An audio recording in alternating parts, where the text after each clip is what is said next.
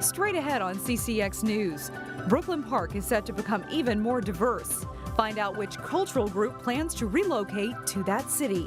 Plus, an effort to help local police departments fund their canine units.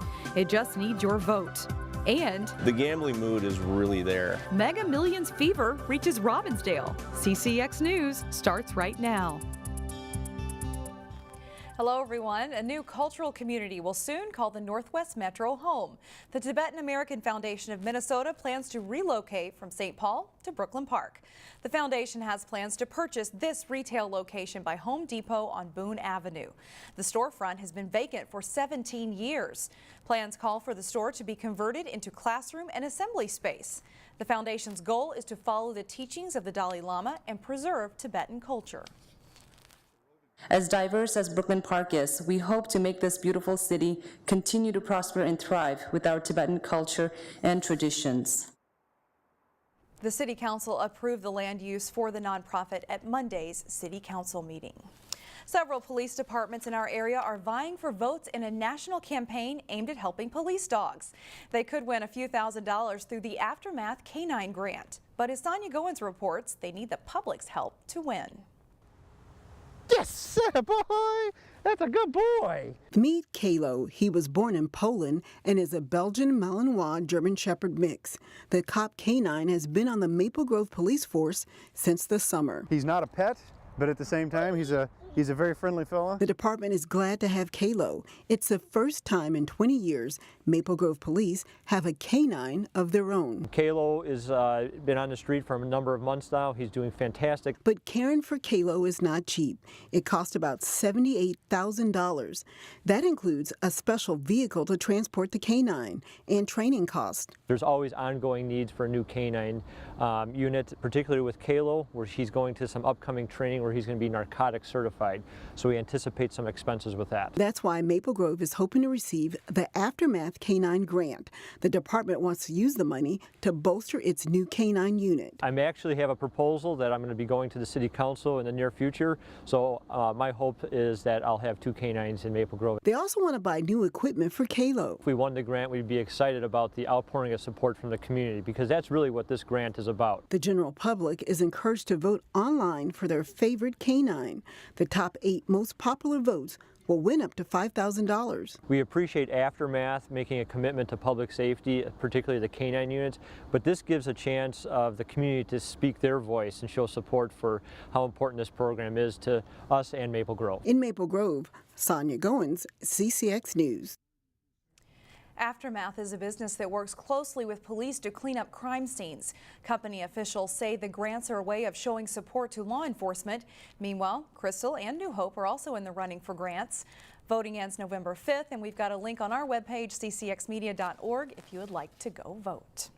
When it comes to college entrance exams in Minnesota, the ACT is king, and students from one local high school have done incredibly well. Nearly 850 students from Wayzata High School took the ACT. Their average score was 25.6, and that is more than 4 points higher than the state average of 21.3.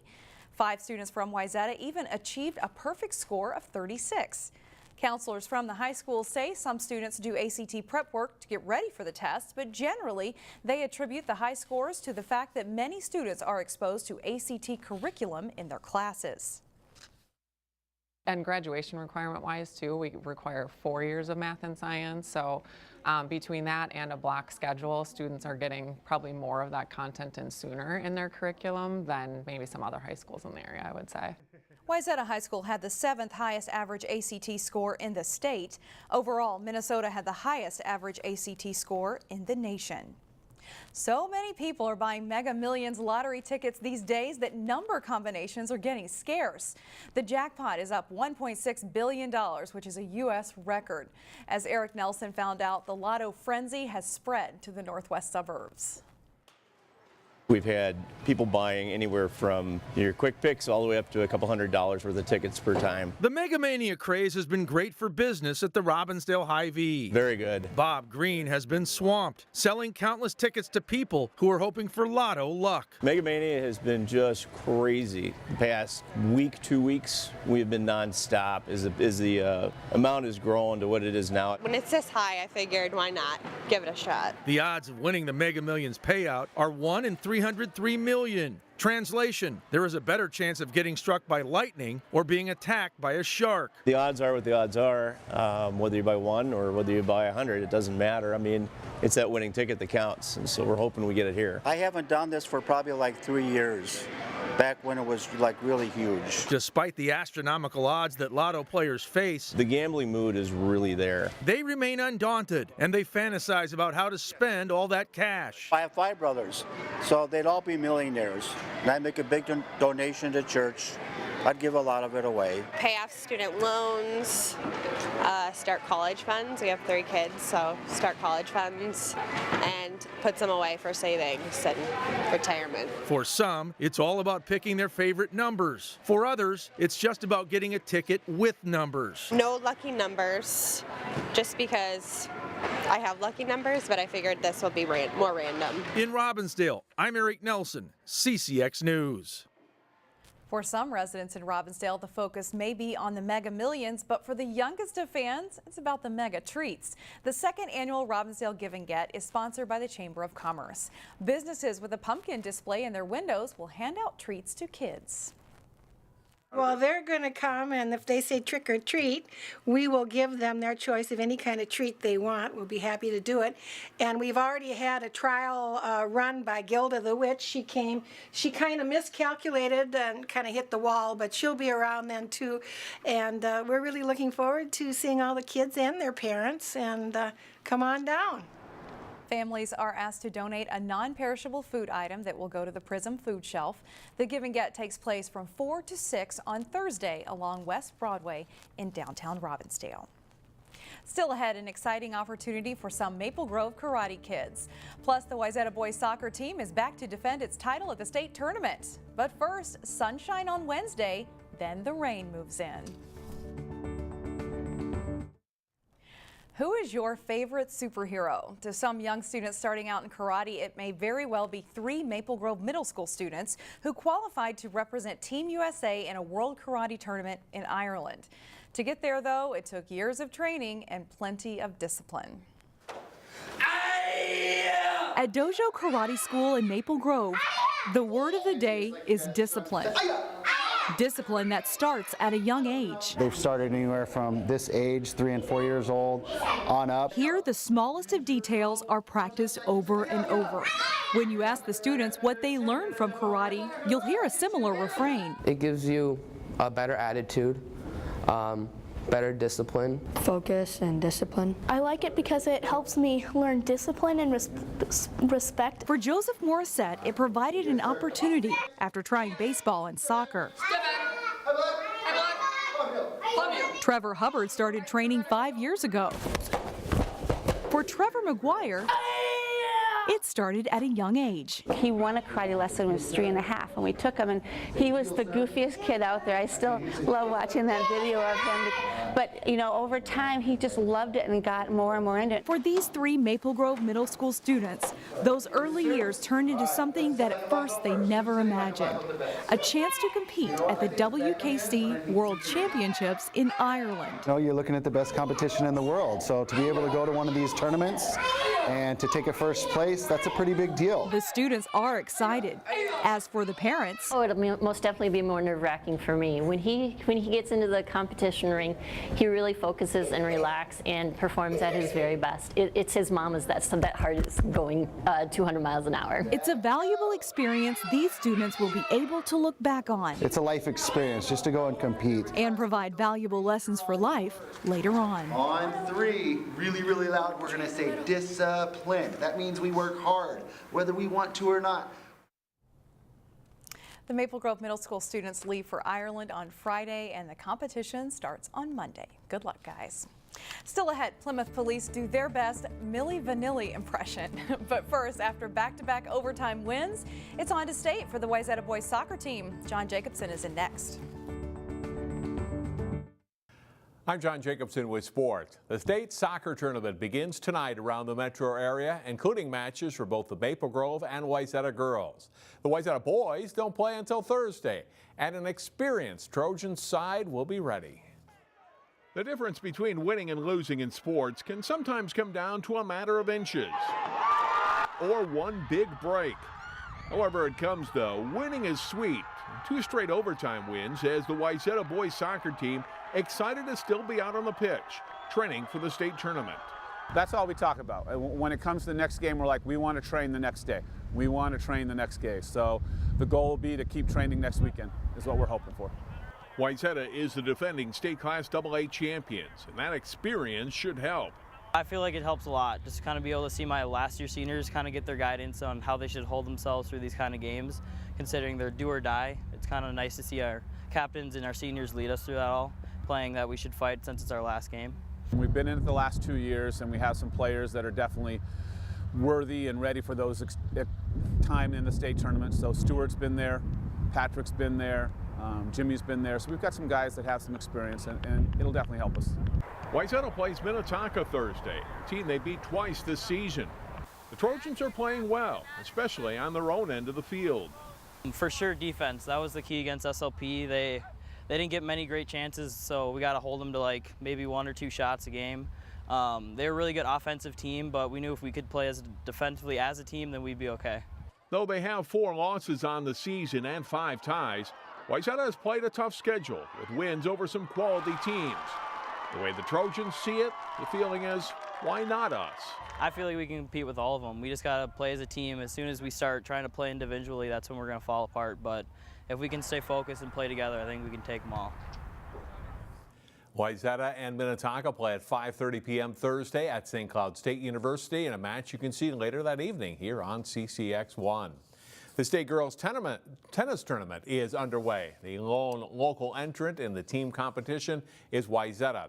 The Trojans had a tough draw facing top seed and 32-time state champion Edina.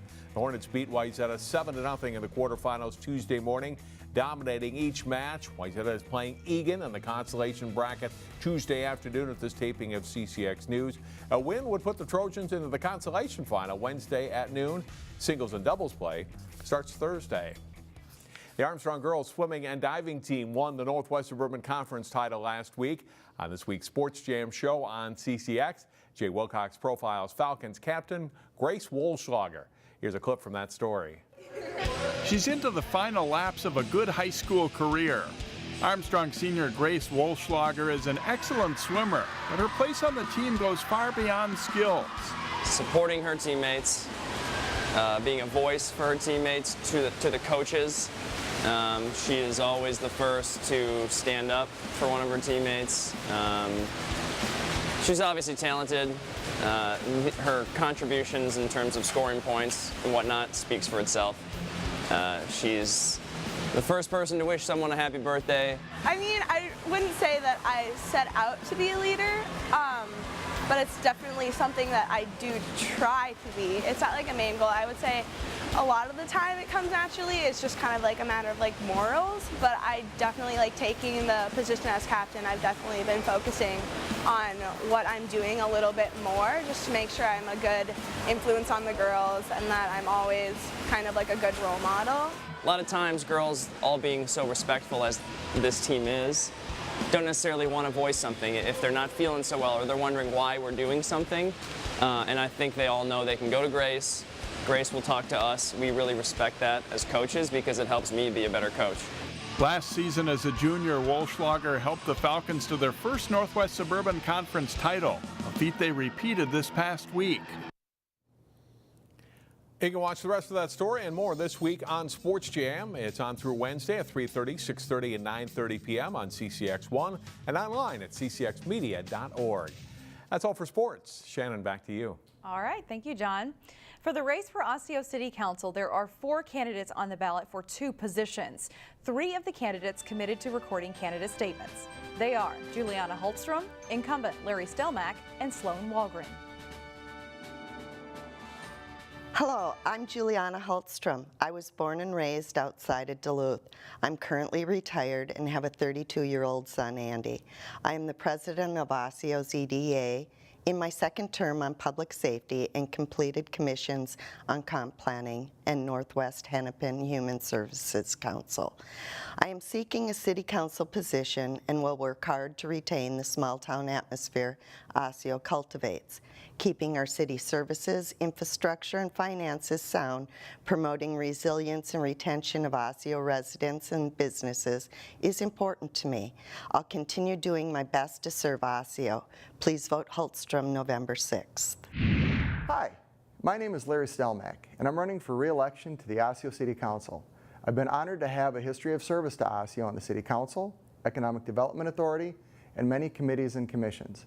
In these roles, I've worked very purposefully to find all the facts I can and actively go out to interact with people to hear their thoughts on things, as well as respond to all their phone calls and emails, to strive to make decisions as fairly and equally as possible. My 4-year plan is continued focus on community, financial health, public safety, and continuing to work collaboratively with residents, businesses, and staff and leadership. Thank you for your time and consideration. Please vote for Larry Stelmack for Osseo City Council anytime between now and November 6th. Thank you again. Hello, my name is Sloan Walgren. I'm running for the Osseo City Council. I grew up in the wonderful city of Osseo and have chose to return here to raise my family and provide them with the same great opportunities that I was given. Osseo is very unique with its small town charm, and I am proud to call Osseo home. I believe in spending every city dollar wisely. I believe in providing recreational and social opportunities for our youth and seniors.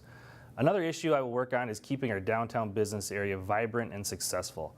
I want to work with business owners to make sure that they keep their businesses here. I love our great city of Osseo, and with your support, I will work hard to ensure that the quality of life in our city remains great for future years. Thank you, and please remember to get out there and vote. A former city council member, Richard Weber, is also on the ballot, and Mayor Dwayne Poppe is running uncontested for re-election as well.